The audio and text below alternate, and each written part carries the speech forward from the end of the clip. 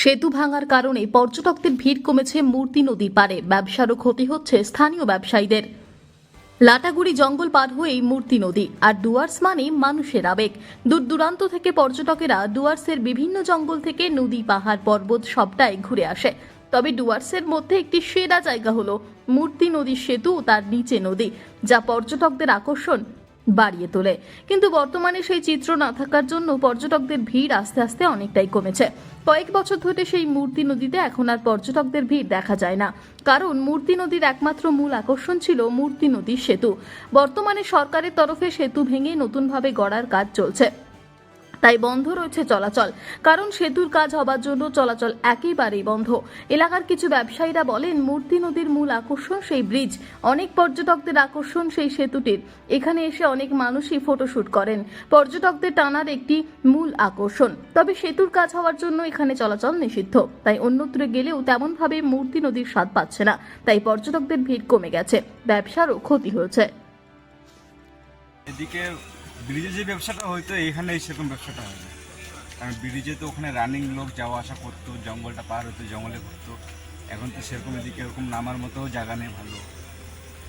Tourist কম আসছে, কম tourist কম, ব্যবসা এর ক্ষেত্রে বন্ধ যাচ্ছে, মানে খুবই ডাউন চলছে।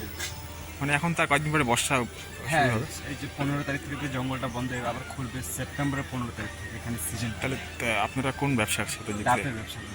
এরপরে কি করবেন? এরপরে তো লোক প্রায় এরপরে তো থাকবেই না। লোক না থাকলে কি করবে? এই যে টুকটাক মিস্ত্রি কাজ করি, এগুলোই করতে লাগবে, কারণ তখন তার ব্যবসা চলবে না। মানে ওই ব্রিজ বন্ধ থাকার জন্য কি ব্যবসা বন্ধ? মানে হ্যাঁ, ব্রিজটার জন্যই মানে লোক কমে গেছে, টুরিস্ট আসে না, আসে না।